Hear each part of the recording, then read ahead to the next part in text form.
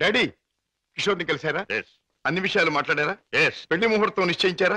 నిర్ణయించాను. రాజా, నేను ఇవాళ అర్జెంటుగా హాంకాంగ్ పెడుతున్నాను. వారం రోజుల్లో తిరిగి వస్తాను. నేను వచ్చిన 2వ రోజునే పద్మకి పెళ్లి. బట్ వన్ థింగ్, పద్మ పెళ్లి జరిగేది కిషోర్తో కాదు, నా స్నేహితుడైన కోటీశ్వరుని కొడుకుతో. డాడీ, ఇది నా తుది నిర్ణయం. It's final.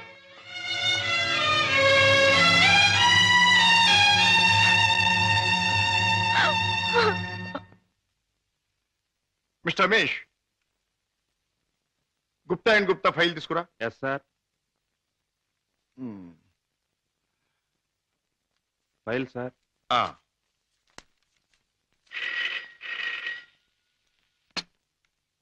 Hello, Raja speaking. నేనే అన్నయ్య. దురదృష్టవంతురాలైన నీ చెల్లెలు పద్మని. అన్నయ్య, పసితనంలో నా తొలి పలుకులు నువ్వు విన్నావు. ఇప్పుడు నా తుది పలుకులు వింటున్నావు. అమ్మా, ఏమిటమ్మా నువ్వు మాట్లాడేది? తుది పలుకులు అంటున్నావు ఏమిటమ్మా? అంటే ఇవి నేను పోయే ముందు చెప్పే ఆఖరి మాటలన్నయ్య. ఇంకొంతసేపట్లో నేను చావబోతున్నాను. ఏమిటి పద్మ నువ్వు అనేది? తమాషాగా మాట్లాడుతున్నావా? లేదన్నయ్య, నిజమే చెప్తున్నాను. కోరుకున్న మనిషికి చేరువ కాలేను నేను. అందరికీ దూరంగా వెళ్ళిపోతున్నాను. నా ముందు ఎన్నో నిద్ర మాత్రలున్నాయి. అంత పని చేయొద్దమ్మా. నా మీద నీ గౌరవం ఉంటే ఆ నిద్ర మాత్రం ముట్టుకోకమ్మా. డాడీకి చెప్పి నీకు కిషోర్కి పెళ్లి నేను జరిపిస్తానమ్మా. నా మాట నమ్మమ్మా, నా మాట నమ్ము. లేదన్నయ్య, డాడీ నా ఇష్టానికి ఒప్పుకోరు. ఆయన ఇష్టానికి నా మనసు అంగీకరించదు. అందుకే అమ్మ దగ్గరికి వెళ్ళిపోతున్నానన్నయ్య. నా గొంతులోకి మరికొన్ని మాత్రలు వెళ్ళిపోతున్నాయి. పద్మ, పద్మ, వద్దమ్మా, అంత పని చేయకమ్మా. నువ్వెక్కడి నుంచి మాట్లాడుతున్నావమ్మా? ఇంటి దగ్గర నుంచేనా? కాదన్నయ్య, ఇంట్లో అయితే చచ్చేటప్పుడు కూడా డాడీకి భయపడుతూ చావాలి. అందుకే ఊళ్ళో లేని ఒక స్నేహితురాలింటికొచ్చి. రమేష్ సార్, నువ్వు పక్క ఫ్లాట్కి వెళ్ళి ఎక్స్చేంజ్కి ఫోన్ చేసి ఏ అడ్రస్ నుంచి ఈ ఫోన్ కాల్ వచ్చిందో తెలుసుకో. అమ్మా, నువ్వు చావడం తప్పమ్మా. భగవంతుడు ఇచ్చిన బ్రతుకు చివరిదాకా బ్రతకాలమ్మా. కొన్ని బ్రతుకులు సవ్యంగా అంతమవక ఇలా అర్థాంతరంగా పోతూనే ఉంటాయి. చెల్లెమ్మా, address sir. Padma, Padma. Mister Raja, మీ చెల్లెలికి ఏమీ ప్రమాదం లేదు. స్టమక్ వాష్ చేసి గండం నుంచి బయటపడేట్టు చేశాం. స్పృహ వచ్చింది, వెళ్ళి చూడొచ్చు. Thank you very much. ఎంత సాహసం చేశావు. నిన్ను రక్షించుకోలేకపోతే ఈ అన్న జీవితాంతం కుమిలి కుమిలి బాధపడేవాడు. నన్నెందుకు రక్షించావయ్యా? ఎందుకు? కిషోర్తో నీ పెళ్లి జరిపించి నీ జీవితం కలకల్లాడుతూ ఉండేటట్టు చేయటానికి. అవును, డాడీ రాకుండానే దగ్గరుండి మీ పెళ్లి జరిపించడం. 3 ముళ్ళు పడ్డాక ఆయన వచ్చినా మీతో రాజీ పడదు.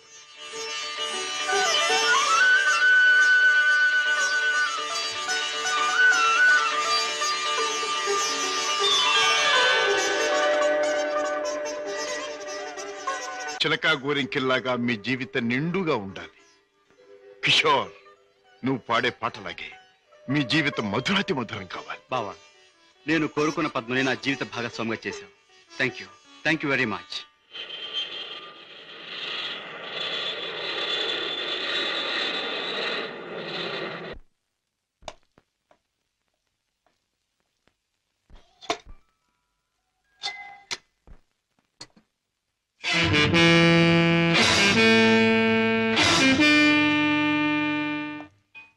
రాజా, డాడ్, పద్మ ఇక్కడ. భర్తతో కాపురాలు దాని పెళ్లి ఎవరు చేశావు? కాని పని కాదు కనుక నేనే చేశాను. కన్నవాణ్ణి నేను కానివాణ్ణి అయ్యానా? నువ్వే నిర్ణయం తీసుకోవడానికి.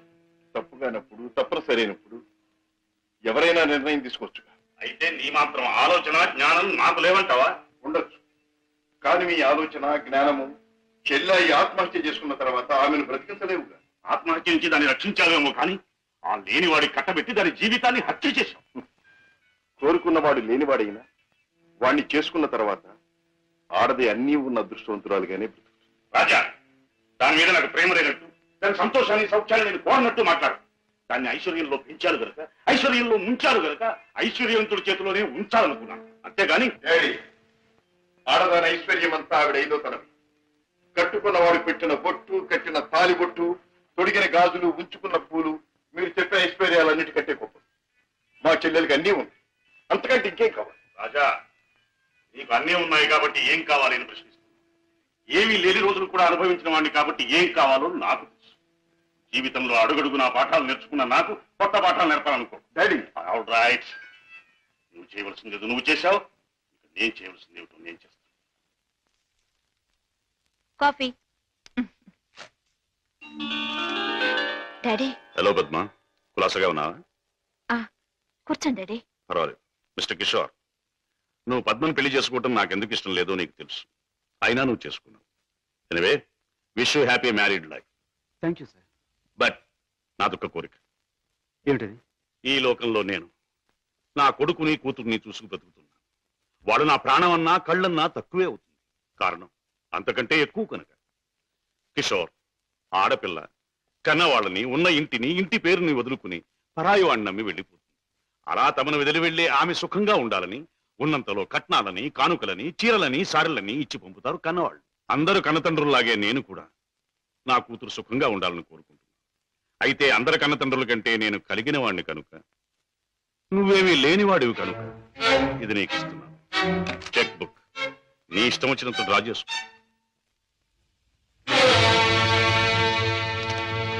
ఏమిటిది? ముష్టిస్తున్నారా లేక ధర్మం చేస్తున్నారా?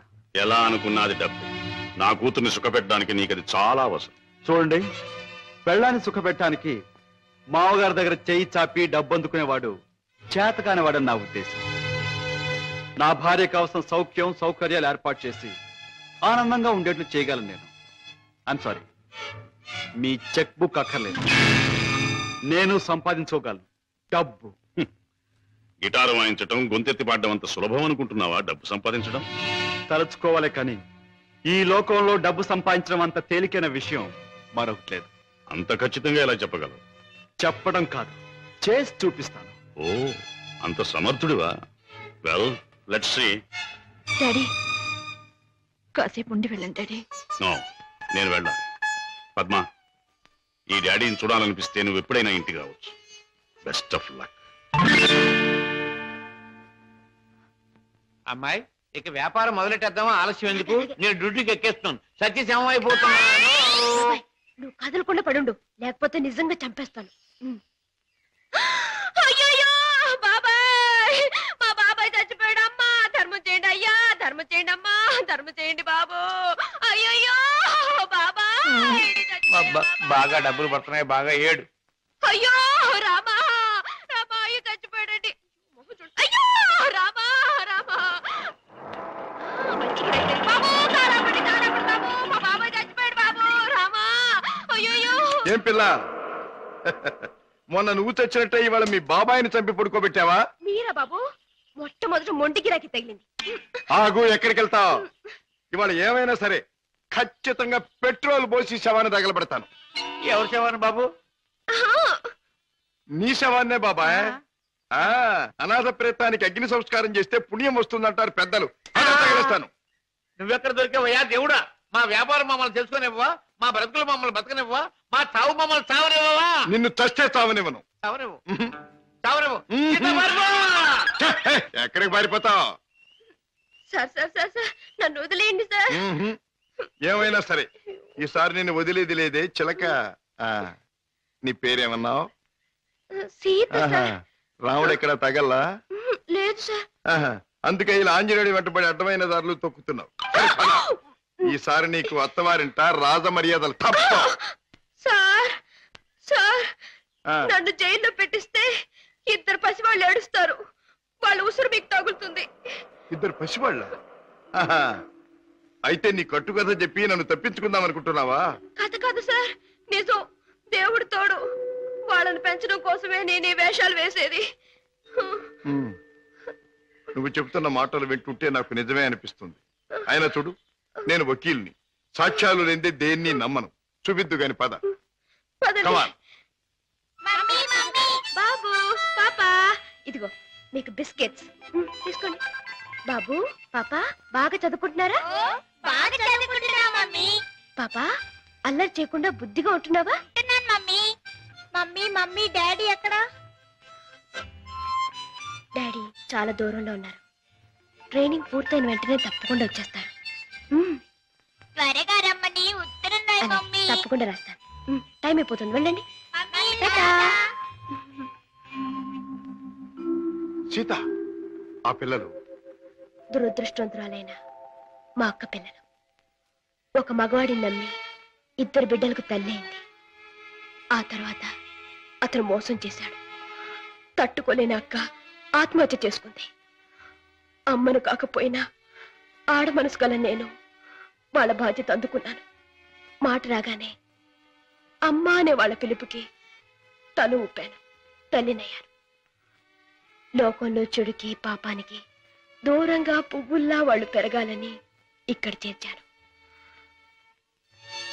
వాళ్ళ పెంపకం కోసం, ఖర్చుల కోసం తప్పనిసరిగా బాబాయ్తో చేరి మోసాలు ఆరంభించాను.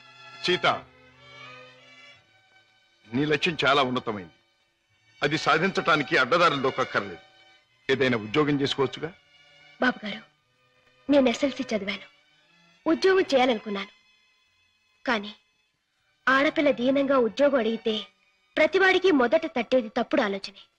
ఉద్యోగం కోసం పాడయి డబ్బు కోసం పతనం అవటం కంటే మోసం చేయటమే మంచిదనుకున్నాను. సీత, నీ లక్ష్యం తెలిసాక నీ మీద నా గౌరవం పెరిగింది.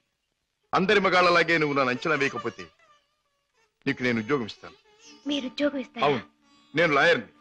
నువ్వు నా సెక్రటరీగా ఉండొచ్చు. అంతేకాదు, మీ బాబాయ్ కూడా నా ఆఫీసులో బాయ్గా ఉండొచ్చు.